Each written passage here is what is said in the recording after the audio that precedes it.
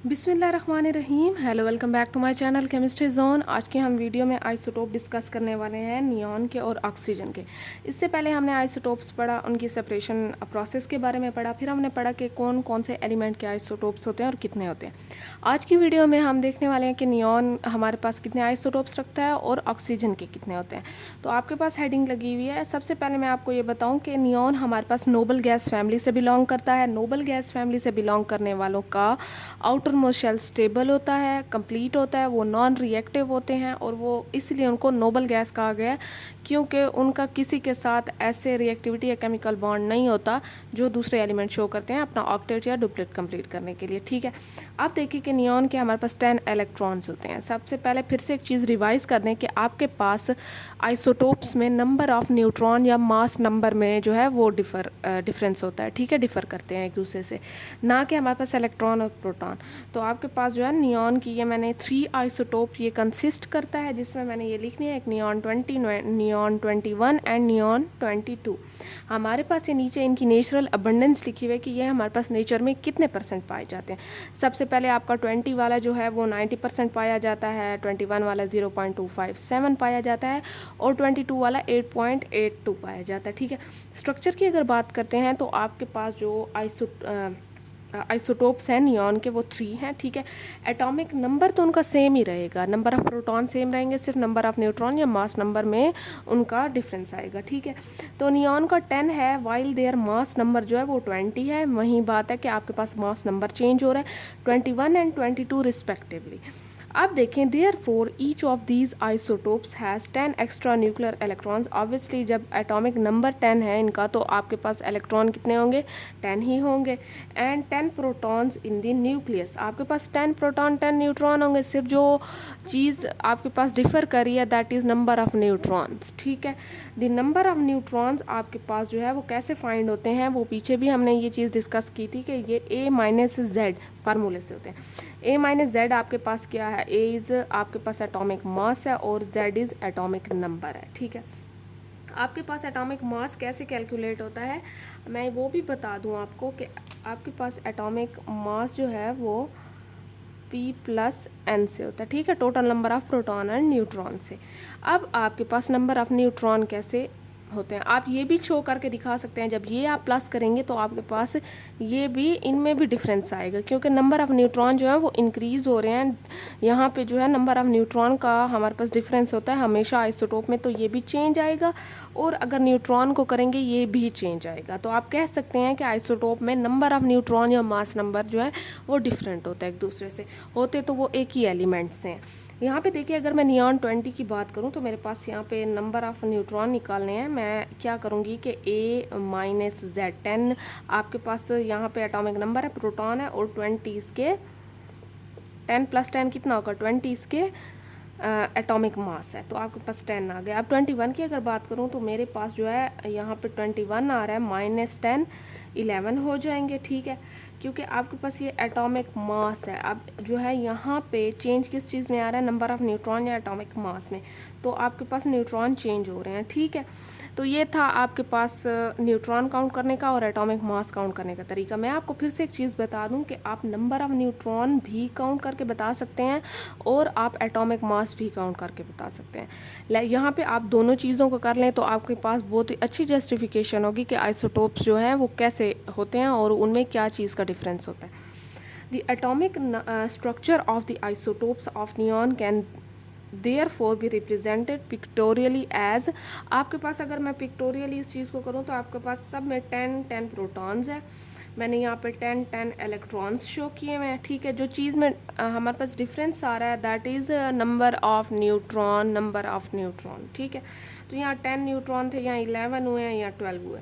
तो ये हमारे पास नियॉन 20 की पिक्टोरियल जो है वो व्यू है, ये हमारे पास 21 का है और ये 22 का है। ये तो ये थे थोड़ा सा आइसोटोप ऑफ नियॉन। अब चलते हैं आपके पास आइसोटोप ऑफ ऑक्सीजन पे। चलिए जी, यहाँ पे देखें कि आपके पास आइसोटोप ऑफ ऑक्सीजन आ गया है। हमारे पास ऑक्सीजन का एटॉमिक नंबर 8 है। इसके 3 आइसोटोप्स होते हैं। ठीक है, और ये हमारे पास इनकी नेचुरल अबंडेंस मैंने ऑलरेडी लिखी हुई है कि हमारे पास नेचुरल अबंडेंस ये वाली होती है। अब अगर स्ट्रक्चर की मैं बात करूं तो मेरे पास स्ट्रक्चर जो है atomic number of 3 isotope of oxygen is 8।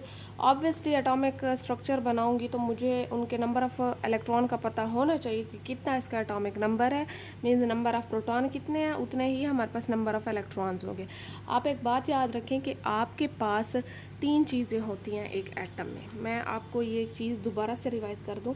एक होते हैं प्रोटॉन, एक होते हैं उनके अंदर न्यूट्रॉन और एक होते हैं इलेक्ट्रॉन्स। ठीक है, आप प्रोटॉन जो है वो फ़िलहाल जब तक हम पढ़ रहे हैं आप चेंज नहीं करेंगे। ठीक है, नहीं होते प्रोटॉन, चेंज नहीं होते ना। फ़िलहाल मैंने ऐसा कोई तरीका देखा है या स्टडी किया है कि हाँ जिससे नंबर ऑफ़ प्रोटॉन्स जो हैं वो चेंज हो रहे हो। ठीक है, फ़िलहाल मेरे इल्म में ये चीज़ नहीं है, होगी भी तो शायद मुझे याद नहीं होगी। लेकिन यहाँ पे हम नंबर ऑफ़ प्रोटॉन नहीं होगा।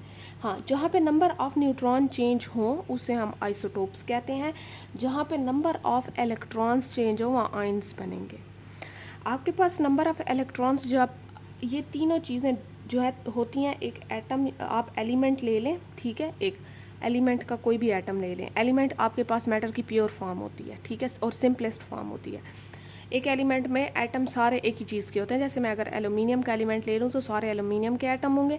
तो आप वहाँ से एक एटम ले लें और उस एटम में देखें कि आपके पास जितने नंबर ऑफ़ प्रोटॉन होंगे उतने नंबर ऑफ़ न्यूट्रॉन और इलेक्ट्रॉन्स होंगे। ठीक है, यहाँ पे आपके पास जो है कोई आपसे पूछ सकता है कि क्या हमारे पास किसी भी एलिमेंट के एटम में नंबर ऑफ़ प्रोटॉन जो है वो डिफरेंट हो सकते हैं?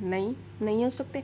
हाँ, नंबर ऑफ़ न्यूट्रॉन में अगर डिफरेंट आ गए तो वो पूछेंगे कि इस चीज़ को क्या कहते हैं, इसको आइसोटोप्स कहते हैं, कि जहाँ पे डिफर आ जाए।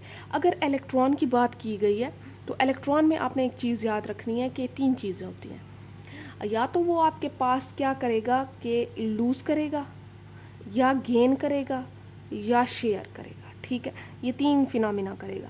अगर वो लूज़ करता है तो उस पर पॉजिटिव आ जाता है, वो आइन बन जाता है, दैट इज़ कॉल्ड कैटाइन। और अगर उस पर नेगेटिव आ जाता है, वो गेन कर लेता है, तो आपके पास वो एनाइन बन जाएगा। शेयर कर लेता तो केमिकल बॉन्डिंग बन जाएगी। लेकिन तकरीबन एक प्योर एटम में ये तीनों चीज़ें सेम होती हैं। तो अब जब मैं कहती हूँ कि आपके पास नंबर, एटॉमिक नंबर ये होगा तो आप स्ट्रक्चर ऐसे बनाएंगे, तो मे भी हो सकता है कुछ स्टूडेंट को ये चीज़ ना पता हो कि हमारे पास बात तो प्रोटॉन की हो रही है लेकिन यहाँ पिक्टोरियली हम इलेक्ट्रॉन करें तो आपके पास ये तीनों सेम होते हैं।